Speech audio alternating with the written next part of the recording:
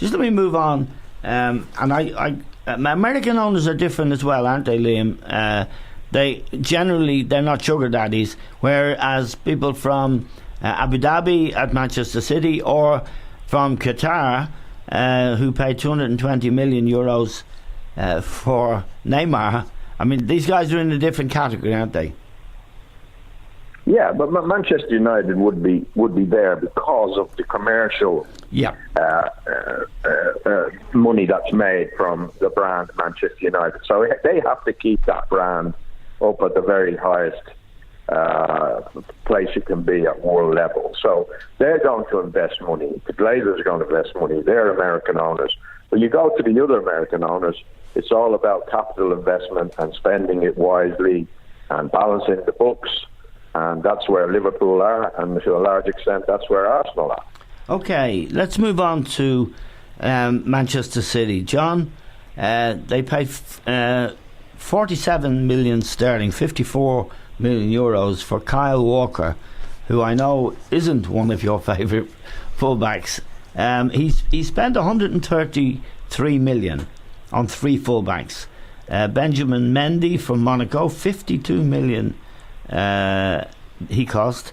He bought Danilo, who's a right back squad player from Real Madrid. So it's a lot of money to spend on fullbacks, but what he didn't buy is a good quality central defender. He's got Vincent Kompany, who's 31 and injury prone, Otamendi and John Stones. Yeah. But you think they're going to win the Premier League? I read your piece on independent.ie and the Herald. You think he'll win the league? Tell us why. Well, the article is actually about the manager's situation. Yeah, I know. What we've been talking about. Yeah, and I think he has had the conditions in relation to whatever player he's got in, he's got out. He's made the decisions on it. I think that gives him an advantage going into the season. If you can hear a noise in the background and you're listening to this, it's because John is thumping the table. Go on, he's got the hump this morning. No, thump away. I think he has the conditions, and that's a big start on the season. I think the players that he's bought, Eamon, we haven't seen a lot of them, will improve the side. I think he's got rid of players that he doesn't want, so he's had a free choice to do that. And I found with him last year, Eamon, obviously it wasn't a good season for him. He did things wrong, which Liam criticised him for playing out from the back and playing the full-backs. I think towards the end of the season, he pulled back on that an awful lot. But there were times during the season that they played in a way that no other team in the Premiership could play. On the good days. Now I think if he gets the players in that he wants and believes in what he's doing and they're the right players, then with the advantage that he has in getting the players that his players, I would make them favourites to do it. Because you go back to Conte's problems at Chelsea. Mourinho, are they great? They're not. They don't look that great. No. Liverpool in trouble. Spurs, no chance. With their policy, no chance whatsoever. Not one player bought. No. And one player out. And the chairman then saying, this is not sustainable, this transfer market, having taken his 50 million and not putting it back into the club. And he's gone on the policy. Pochettino, the manager, actually criticising him in the paper. Not criticising, going against him. To say, I'm still looking for players. The chairman is saying the manager's happy with what he has. We've got a policy here. They've got a cap of 100 grand on wages. They were supposed to be interested in Barkley. How is Barkley going to talk to him? His agent going to talk to him? Apparently he's been offered 125 grand at Everton. Right, and they want him to come for 100. Danny Rose, did you see, was in the paper this morning complaining. So Spurs out. So I put Guardiola up in that position because of those reasons. John, Liam, he's bought everything except what I think we all believed he needed, which was one at least really which is a centre back. A centre back because of Vincent Kompany's injury record, and the fact if he were to get injured, they'd be left with Otamendi and Stones. And they'd still be very vulnerable, wouldn't they? Yeah, I believe so. And I think the players he bought last season weren't a success.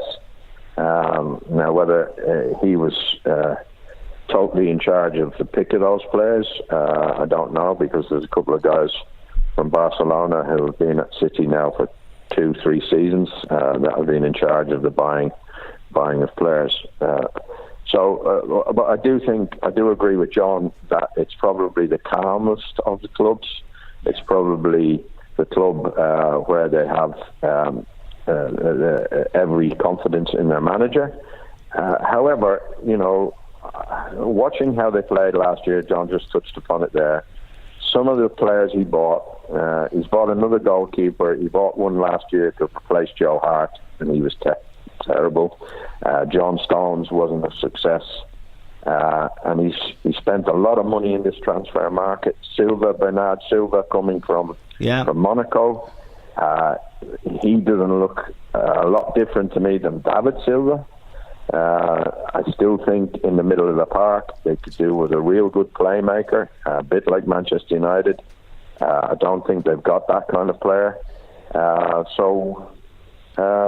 I'd agree with John that they're probably worthy favourites. But I think the jury's out on Guardiola. One, his tactics, and two, the money he spent on players, on the names of those players. Like Walker, you touched upon him. I mean, he wouldn't be high in my list of players. A defender, I think he does some terribly rash things. I think he gives goals away. When it comes to actually delivering the ball into the box, I don't think he's great. He's got a great engine getting up and down. I think that's what Guardiola sees in him. But I think they're in the mix with several other clubs. I wouldn't have said that he's addressed all the problems they have. And obviously, the goalkeeping situation was a problem. I'm not too sure how good this lad is. He's brought in from Benfica, so we'll have to wait and see on that one.